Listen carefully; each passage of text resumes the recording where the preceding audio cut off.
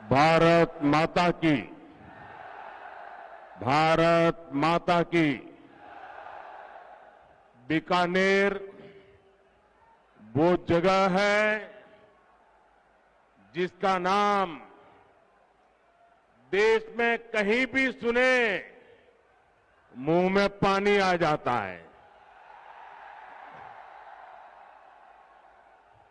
और फिर मुझे तो यहां की धरती पर सावन के महीने में आने का सौभाग्य मिला है। इंद्रदेव का आशीर्वाद हम पर बना हुआ है। और अभी हमारे सीपी जोशी जी बता रहे थे कि सियाड़ो खाटू भलो उनाड़ो अजमेर मारवाड़ नित्रो भलो सावण बीकानेर। यहां के रसगुल्लों की मिठास, यहां की नमकीन और भुजिया का स्वाद पूरी दुनिया में प्रसिद्ध है। मेरे लिए शहर इसलिए भी खास है क्योंकि बीकानेर को छोटी काशी के रूप में भी जाना जाता है। यहां काशी की ही तरह गौरवशाली अतीत भी है और अध्यात्म भी है। ये पावन धरा मां करणी की धरती है।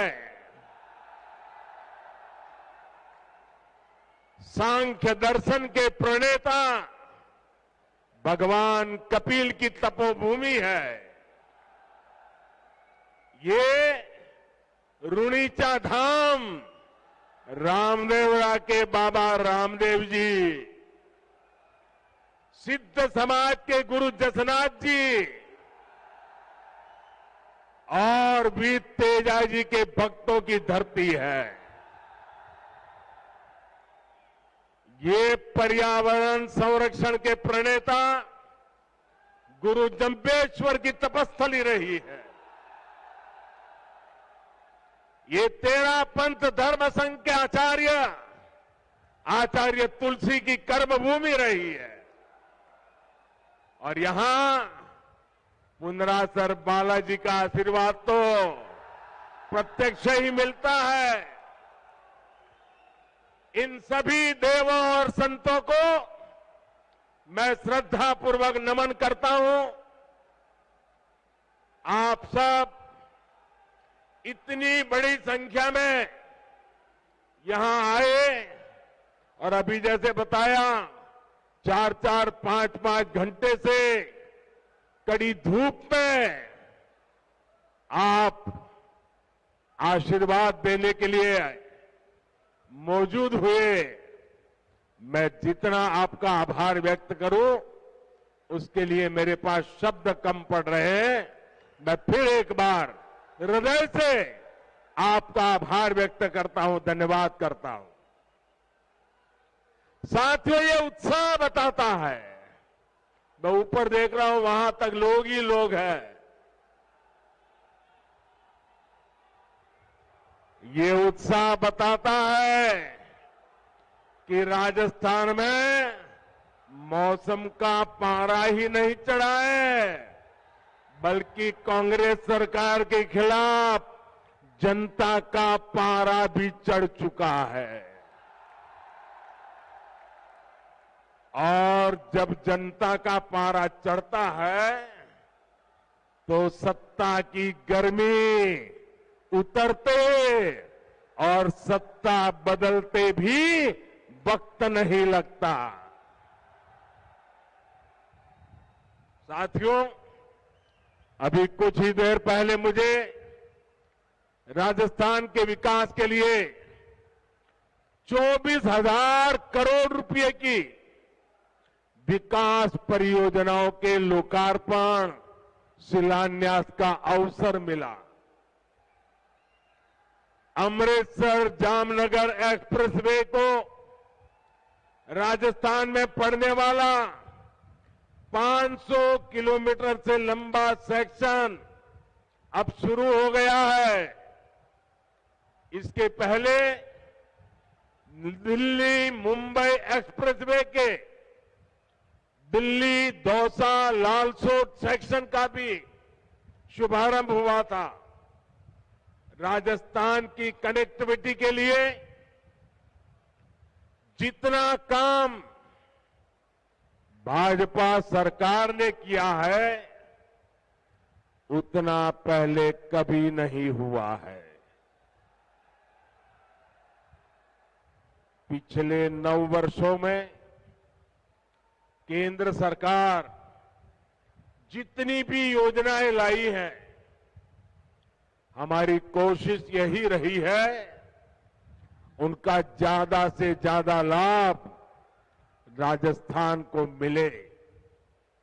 हमने देश भर के गरीबों के लिए 4 करोड़ पक्के मकान बनाए। इसमें से करीब 20 लाख घर राजस्थान के मेरे गरीब भाइयों बहनों को मिला है। 20 लाख घर। हमने देश भर में करीब 50 करोड़ गरीबों के बैंक खाते खोले। इस वजह से राजस्थान के 3 करोड़ गरीबों को पहली बार बैंक की सुविधा मिली।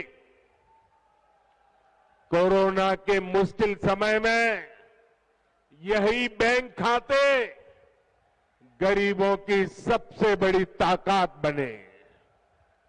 भाई और बहनों, विकास पूरी तरह से जनता तक तब पहुंच पाता है जब देश और प्रदेश की दोनों सरकारें साथ मिलकर ईमानदारी से काम करें। पिछले 4 वर्षों में राजस्थान में हालात इसके बिल्कुल उलट रहे हैं।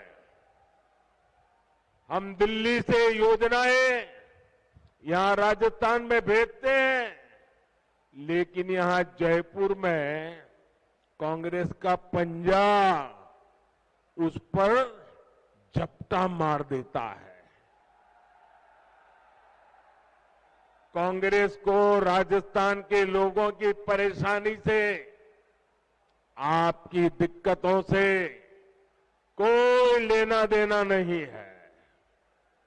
अब आप देखिए, घर घर पीने का साफ पानी पहुंचाने की भाजपा सरकार की योजना से भी अब कांग्रेस सरकार को परेशानी है। जिस राजस्थान को जल जीवन मिशन में सबसे टॉप पर होना चाहिए था, वो सबसे धीमा करने वाले राज्यों की लिस्ट में शामिल है। आज देश के 130 से ज्यादा जिले ऐसे हैं जहां 100% घरों में नल से जल पहुंचा है। इनमें से पूरे देश को 130 जिले और इसमें से राजस्थान का एक भी जिला नहीं है। अब आप मुझे बताइए, क्या राजस्थान के लोगों ने कोई गुनाह किया है क्या? किस बात की सजा दे रहे हो? क्या राजस्थान के लोगों ने कोई गलती की है क्या? क्या आपको नल से जल मिलना चाहिए, नहीं मिलना चाहिए? आपके घरों में पानी आना चाहिए कि नहीं आना चाहिए? देश के 130 जिलों में हो रहा है, आपका एक जिला तो होना चाहिए कि नहीं होना चाहिए था? साथियों, गलती राजस्थान के लोगों की नहीं, गलती यहां की कांग्रेस सरकार की है। कांग्रेस सरकार ने 4 सालों में राजस्थान का बहुत नुकसान किया है।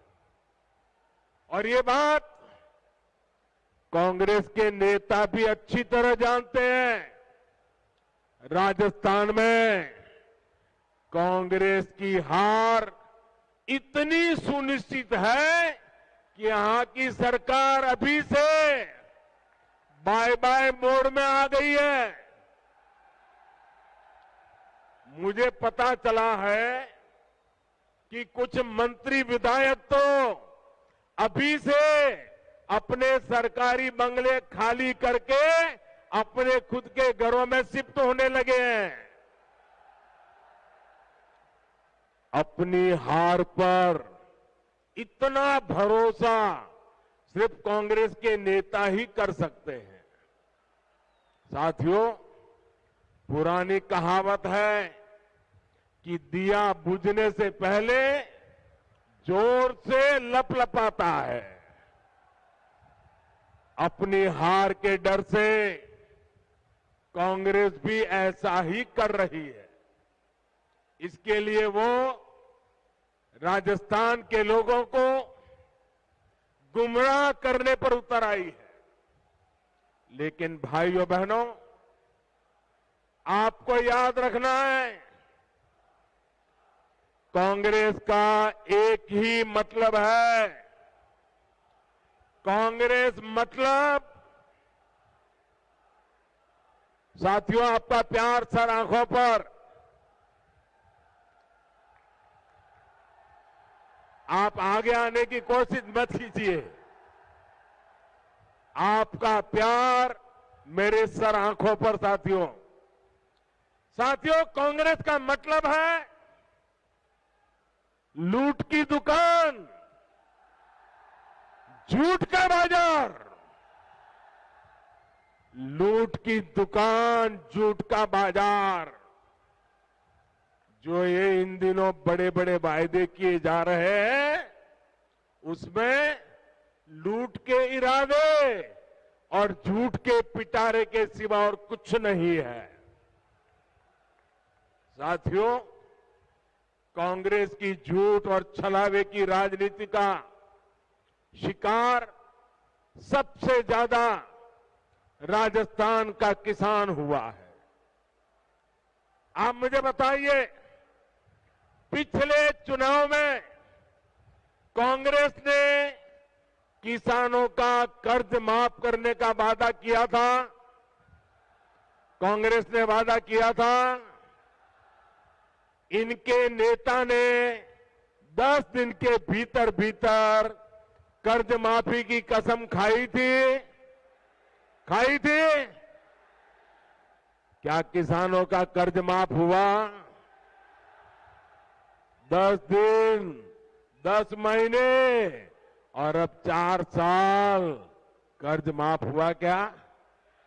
किसानों को कुछ मिला क्या? यहां के किसान इतनी बड़ी मात्रा में बाजरा उत्पादन करते हैं। हमने मोटे अनाजों को श्री अन्न के तौर पर प्रमोट किया, दुनिया में पहुंचाने का बीड़ा उठाया है। बाजरा पड़ोस के हरियाणा में 2350 रुपये प्रति क्विंटल बिका, 2350 रुपया प्रति क्विंटल, और ज्यादा दूर नहीं हरियाणा में। और यहां राजस्थान में वही बाजरा किसान 1300 रुपये में बेचने को मजबूर हो गया। हमने राजस्थान के किसानों के लिए नर्मदा का पानी पहुंचाया।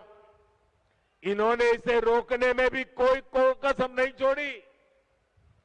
किसानों से यही नफरत कांग्रेस की फितरत है, यही इनकी हकीकत है। साथियों, विकास के लिए ये जरूरी होता है कि सरकार ईमानदार भी हो और सरकार स्थिर भी हो। आज दुनिया में हिंदुस्तान का सम्मान बढ़ा है क्योंकि देश में आज एक स्थिर सरकार है। आपने स्थिर सरकार बना करके मुझे काम करने का मौका दिया है। जिन जिन प्रदेशों ने लगातार स्थिर सरकारों को चुना है, डबल इंजन सरकारों को चुना है, वहां प्रदेश भी तेजी से विकास कर रहे हैं। लेकिन राजस्थान में जब से कांग्रेस सरकार आई है, इन्होंने क्या किया? 4 साल से पूरी कांग्रेस पार्टी और सरकार बस आपस में लड़ रही है। हर कोई एक दूसरे की टांग खींच रहा है।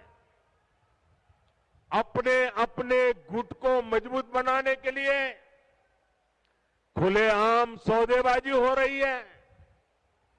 एक खेमे के विधायकों को ट्रांसफर, पोस्टिंग और लूट की खुली छूट मिली हुई है ताकि वो दूसरे गुट में भाग न जाएं। ये लड़ाई केवल खेमों तक ही नहीं है, सारे मंत्री भी आपस में लड़ रहे हैं कि इस विभाग में लूट का काम मुझे मिले, वो मुझे लूटने दिया जाए। इस विभाग का काम उस विभाग को क्यों दिया गया? इस मंत्री कमीशन उस मंत्री के पास कैसे चला गया? पूरी राजस्थान सरकार इसी खींचतान में लगी पड़ी है और इस पर पूरी खींचतान के बीच राजस्थान के मुख्यमंत्री अपने बेटे का भविष्य बचाने में जुटे हुए हैं। उन्हें राजस्थान के बेटे बेटियों की कोई चिंता नहीं है। इस वजह से भी कई मंत्री विधायक उनसे खार खाए हुए हैं। आप मुझे बताइए साथियों, क्या ऐसे लोग राजस्थान का भला कर सकते हैं? राजस्थान के युवकों का भला कर सकते हैं? राजस्थान के गांवों का भला कर सकते हैं? राजस्थान के किसानों का भला कर सकते हैं? इन लोगों से राजस्थान के विकास की कोई उम्मीद नहीं की जा सकती है भाइयों। इन लोगों को मैं आज 2 टूक कह देना चाहता हूं। अब ये भ्रष्टाचार की नुरा कुश्ती बहुत हुई। अब लोकतंत्र के अखाड़े में जनता जनार्दन फैसला करेगी। अब राजस्थान को स्थिर सरकार चाहिए। अब राजस्थान को डबल इंजन की सरकार चाहिए। अब राजस्थान को परिवारवाद नहीं, अब राजस्थान को विकासवाद चाहिए। साथियों, राजस्थान में जब से कांग्रेस आई है, इसने एक और पहचान बनाई है। भ्रष्टाचार, अपराध और तुष्टीकरण। हालत यह है कि जब भ्रष्टाचार की रैंकिंग होती है तो राजस्थान उसमें नंबर 1 आता है, नंबर 1 आता है। जो राजस्थान अपनी शांति और सौहार्द के लिए जाना जाता था, वहां आज आए दिन सांप्रदायिक तनाव की घटनाएं हो रही हैं। पूरी कांग्रेस सरकार तुष्टीकरण में लगी हुई है। यहां सिस्टम इतना बेखौफ हो गया है कि पेपर लीक की एक अलग इंडस्ट्री खुल गई है।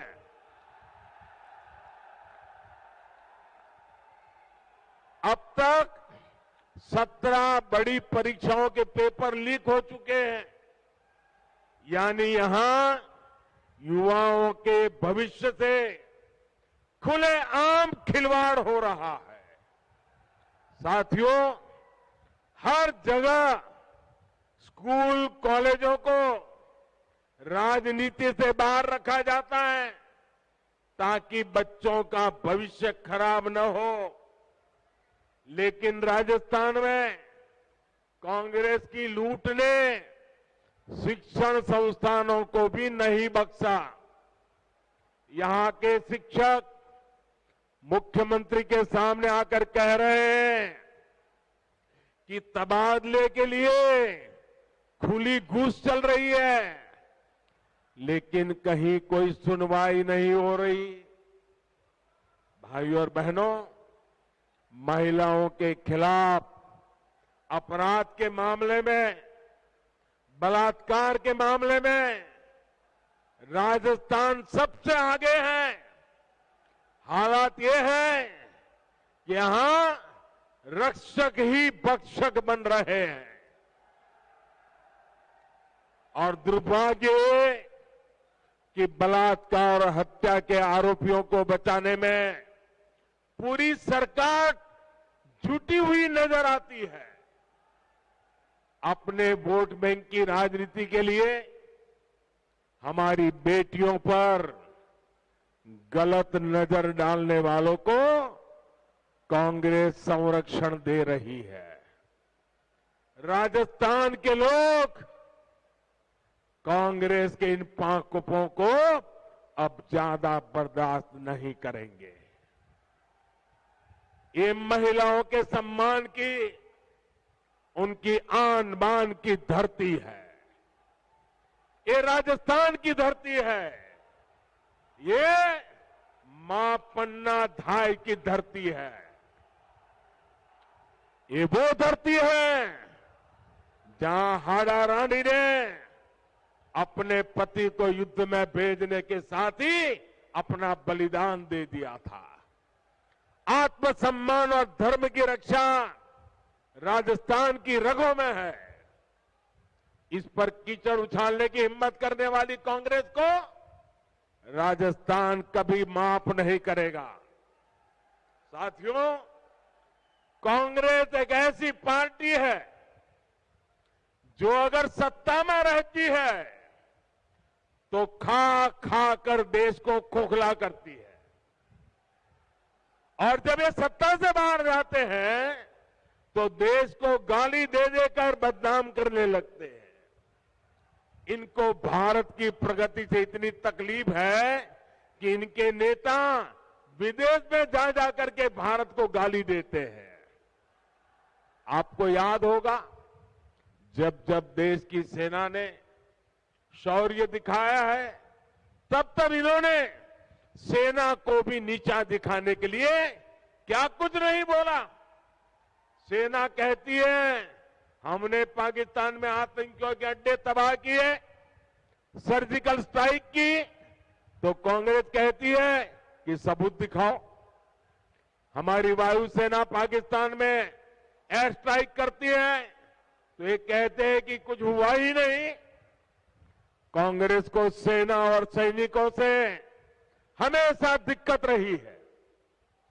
इसलिए वीरों की धरती राजस्थान, जहां से इतने युवा सेना में जाते हैं, उनसे कांग्रेस चिढ़ी रहती है। हमारी सेना के जवान कितने वर्षों से 1 रैंक 1 पेंशन की मांग कर रहे थे। वर्षों तक कांग्रेस की सरकारों ने उसकी उपेक्षा की। यही नहीं, सेना के काम में भी ये लोग झूठ और धोखेबाजी से बाज नहीं आए। 1 रैंक 1 पेंशन के लिए हजारों करोड़ रुपए की जरूरत थी, लेकिन कांग्रेस सरकार कागज पर केवल 500 करोड़ रुपए दिखाकर ओआरओपी को धोखा दे रही थी। हमारी सरकार ने 1 रैंक 1 पेंशन लागू किया। पूर्व सैनिकों को इसके तहत करीब 65,000 करोड़ रुपए मिले हैं। राजस्थान के भी हमारे करीब 1.25 लाख पूर्व सैनिकों को इसका लाभ मिला है। इससे पता चलता है कि भाजपा और कांग्रेस की सोच में क्या फर्क है, भाजपा और कांग्रेस की नीयत में क्या फर्क है। कांग्रेस अपनी सियासत के लिए देश के नुकसान और अपमान से कभी भी नहीं चूकती। भाजपा के लोग देश के लिए पद प्रतिष्ठा सब कुछ बलिदान करने से भी नहीं चूकते। साथियों, हमारा बीकानेर देश का सीमावर्ती जिला है। संकट के समय ये जिला सबसे पहले देश की रक्षा के लिए खड़ा होता है। लेकिन कांग्रेस सरकार ने इस जिले की भी उतनी ही उपेक्षा की है। कांग्रेस ने दशकों तक सीमावर्ती इलाकों को जानबूझकर विकास से वंचित रखा।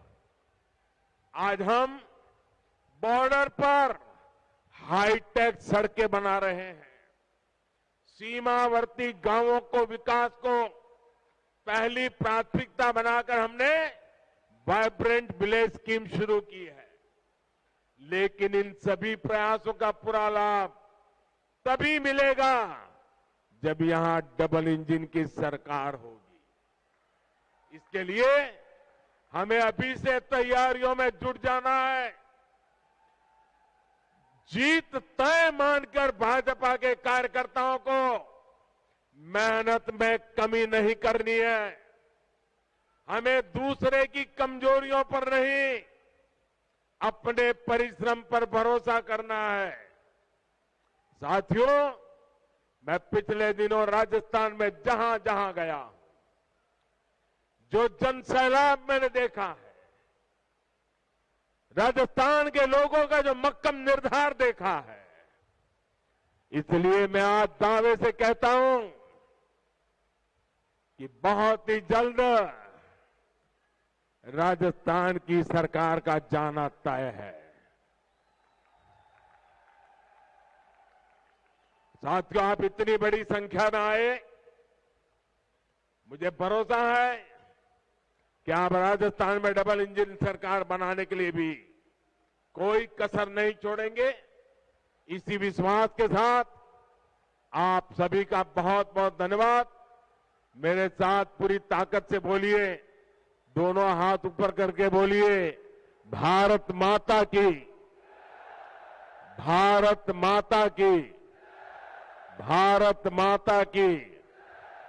और जैसे अभी हमारे बीकानेर के सांसद मेघवाल जी नौ रंग की बात करते थे, इस नौ रंग को चमकाने के लिए इस शुभ अवसर पर मैं आप सबसे आग्रह करता हूं, अपना मोबाइल फोन निकालिए, उसका फ्लैश चालू कीजिए और इस नवरंग का प्रकाश लोगों को पहुंचाइए।